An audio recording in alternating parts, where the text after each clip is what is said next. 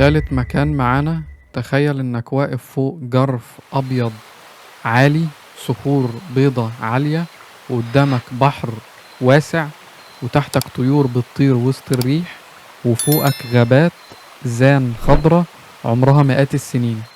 المكان ده اسمه حديقة ياسموند الوطنية في ألمانيا، ياسموند ناتسيونال بارك.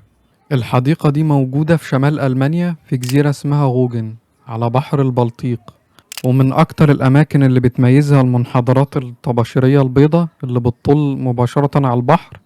أشهرها كتل صخرية أو جرف اسمه كونيش شتول، يعني كرسي الملك، ومن فوق المنظر يخليك تحس إنك على قمة الجزيرة. المنطقة دي ليها تاريخ طبيعي قديم جدا، اتشكلت المنحدرات دي من ملايين السنين بسبب البحر والجليد اللي كانوا بينحتوا في الصخور الطباشيرية.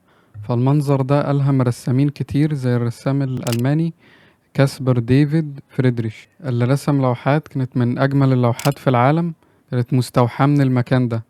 وفي الحرب العالمية التانية كانت المنطقة دي واللي حواليها مستخدمة كموقع استراتيجي، لكن بعد سنين ألمانيا قررت تحافظ عليها وتخليها محمية طبيعية عشان تحافظ عليها وعشان يفضل الجمال ده محفوظ للأجيال اللي جاية.